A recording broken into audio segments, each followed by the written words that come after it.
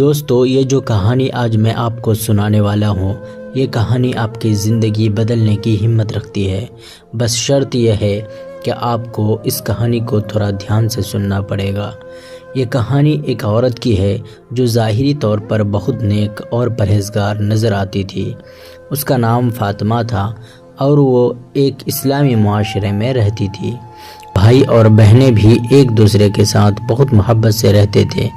فاطمہ کو اس کی پرہیزگاری اور عبادت کے لیے مشہور سمجھا جاتا تھا۔ ایک دن کچھ ایسا ہوا کہ اس کے بارے میں سب کچھ بدل گیا۔ فاطمہ کو ایک دن اپنے والد کی طرف سے ایک نیا اسمارٹ فون تحفے میں ملا۔ وہ بہت خوش ہوئی اور اس فون کو اپنے نئے دنیا کی سیر کرنے کا ذریعہ سمجھا۔ اس فون میں سوشل میڈیا، مختلف ایپس اور انٹرنیٹ کی سہولت موجود تھی جسے وہ استعمال کرنے کی بہت شوقین تھی، لیکن وہ یہ بھول گئی کہ اس فون کے ذریعے دنیا کی کئی برائیاں بھی اس کے سامنے آ سکتی ہے۔ شروع میں فاطمہ نے اس فون کو صرف کام کے لیے استعمال کیا۔ وہ قرآن کی تلاوت کے ایپ پر جاتی، اسلامی ویڈیوز دیکھتی اور مختلف دینی موضوعات پر تحقیق کرتی، لیکن بہت جلد اس کا استعمال زیادہ ہو گیا۔ وہ سوشل میڈیا پر بھی وقت گزارنے لگی، جہاں اس نے نئے دوست بنائے اور تفریح ویڈیوز بھی دیکھنے شروع کر دی۔ اس دوران فاطمہ نے خود کو بہت کامیاب اور خوش سمجھا۔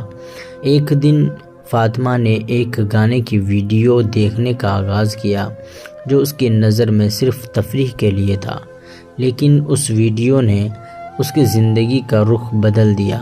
وہ ویڈیو نہ صرف اس کے دل کو لبھی بلکہ اس نے اسے مزید ایسی ویڈیوز دیکھنے پر مجبور کیا۔ فاطمہ کو آہستہ آہستہ سچ اور جھوٹ، حق اور باطل کی تمیز میں فرق ہوتا گیا۔ اس کی عبادات اور نماز میں کمزوری آنے لگی۔ فاطمہ کے والد کو اپنی بیٹی کی تبدیلی کا پتہ چلا۔ وہ بہت پریشان ہوئے۔ انہوں نے فاطمہ سے بات کی اور اس کے فون کا استعمال چیک کیا۔ جب انہوں نے فاطمہ کے فون میں گانے، غیر اخلاقی ویڈیوز اور بے شمار غیر مناسب ویڈیو دیکھا تو وہ بہت غمگین ہو گئے۔ اس نے اپنی بیٹی سے کہا، بیٹی، یہ سب چیزیں تمہارے دین اور تمہاری نیکیاں تباہ کر دیں گے، تمہارے دل کو اللہ کی ہدایت سے دور لے جا رہی ہے۔ لیکن فاطمہ نے اپنے والد کی باتوں کو نظر انداز کیا اور کہا، ابو، میں بس تھوڑا سا وقت گزار رہی ہوں، کوئی بڑی بات نہیں۔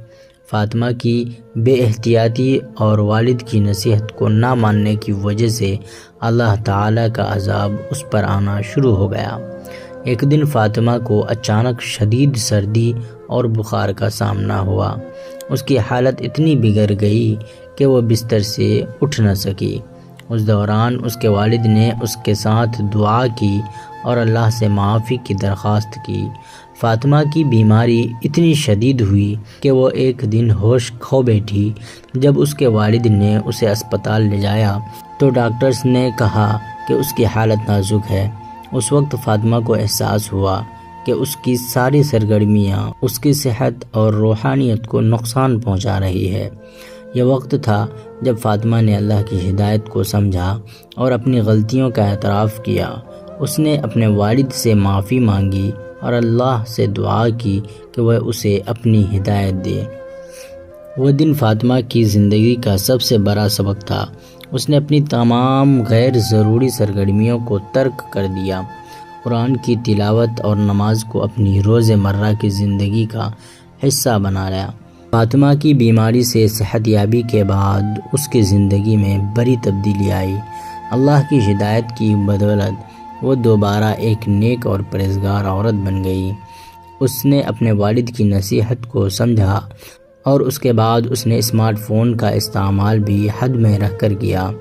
اس نے اپنے وقت کو زیادہ بہتر طریقے سے استعمال کیا اور دنیا کی فانی چیزوں سے دوری اختیار کی۔ یہ کہانی ہمیں یہ سکھاتی ہے کہ اگر ہم اللہ کی ہدایت کو نظر انداز کریں اور اپنی دنیاوی لذتوں میں فرق ہو جائیں تو اللہ کی طرف سے عذاب آ سکتا ہے، لیکن اگر ہم اپنی غلطیوں کو سمجھ کر توبہ کریں تو اللہ ہماری معافی کو قبول کر لیتا ہے اور ہمیں اپنی ہدایت سے نوازتا ہے۔ اسٹوری کیسی لگی؟ اگر پسند آئی ہو تو ویڈیو کو لائک اور چینل کو سبسکرائب کر دیں۔